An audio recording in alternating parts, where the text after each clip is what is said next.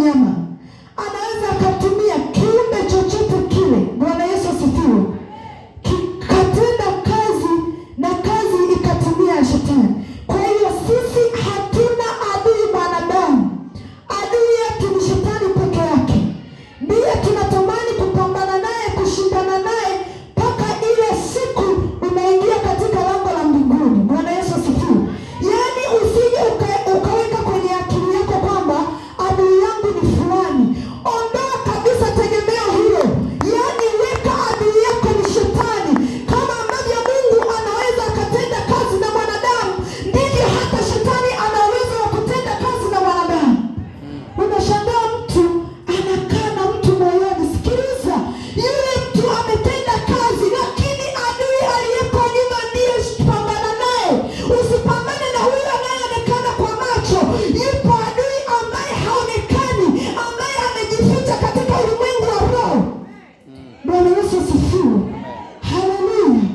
Sisi adui yetu ni shetani peke yake. Hatuna adui mwanadamu.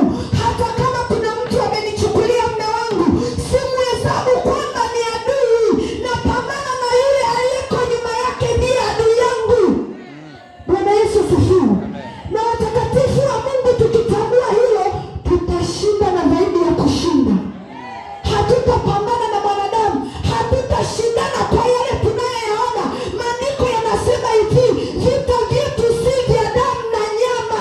Sikiliza nikwambie, Paulo alimaanisha nini katika roho? Vita vyetu sio sisi wanadamu kwa wanadamu, bali ni katika ulimwengu wa roho, kwa sababu adui yetu ni roho, sio mwili. Na adui yetu anatenda, yaani yeye ni roho, anaingia anaingia kiroho kwa mwanadamu. Sasa yeye alivyo, anarudi tena kukutazamisha mwanadamu ambaye amemwingia akatenda kazi, anakutazamisha kwa jicho la nyama. Sikiliza mwanadamu, sikiliza mwenda mbinguni, yaani usije ukaitazama vita kwa jicho la mwilini. Tazama vita yako kwa jicho la rohoni, ndipo utaweza kuishinda ile vita.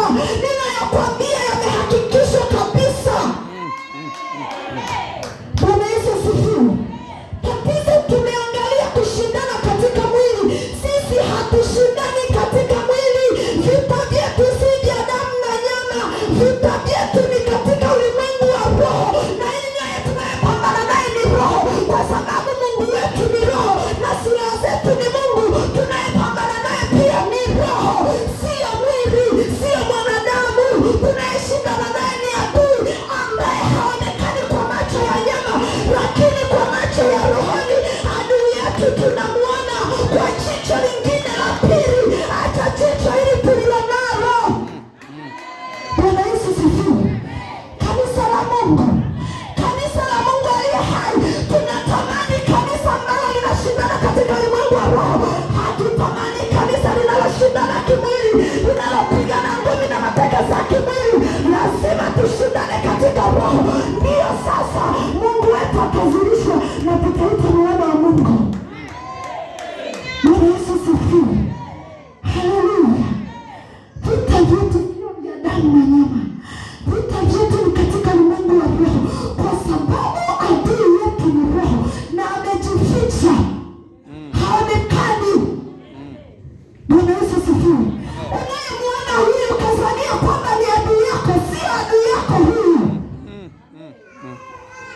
Sijui kwa nini nimeanzia kuyasema haya, hata sielewi.